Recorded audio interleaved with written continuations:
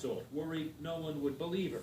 Years later, she learned there were many others. In 2012, New York police first arrested Haddon for allegedly licking another patient's vagina, but prosecutors didn't file charges, and Haddon returned to work at Columbia University's medical clinic for more than a month.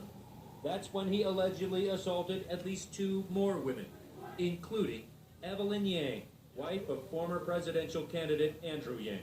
What happened to me should have never happened. He was arrested in his office, and he was let back to work.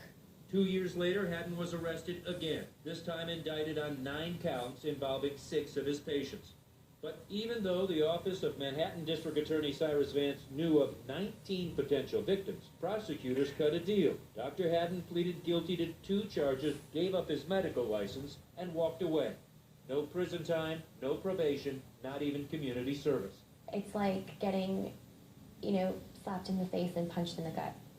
The DA's office is meant to protect us, is meant to serve justice, and there was no justice here. Since Evelyn Yang told her story on CNN last month, her attorney says dozens more former patients have come forward, saying they too were assaulted. Amelia Heckman and 40 other patients who were not included in the plea deal want the DA's office to reopen the case. I want the district attorney to revisit some of these cases.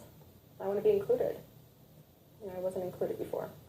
Heckman and Yang, along with dozens of other women, are suing Dr. Haddon and Columbia University, his former employer, saying Columbia did nothing to stop the serial sexual abuse on countless occasions. In legal filings, Columbia says it did nothing wrong.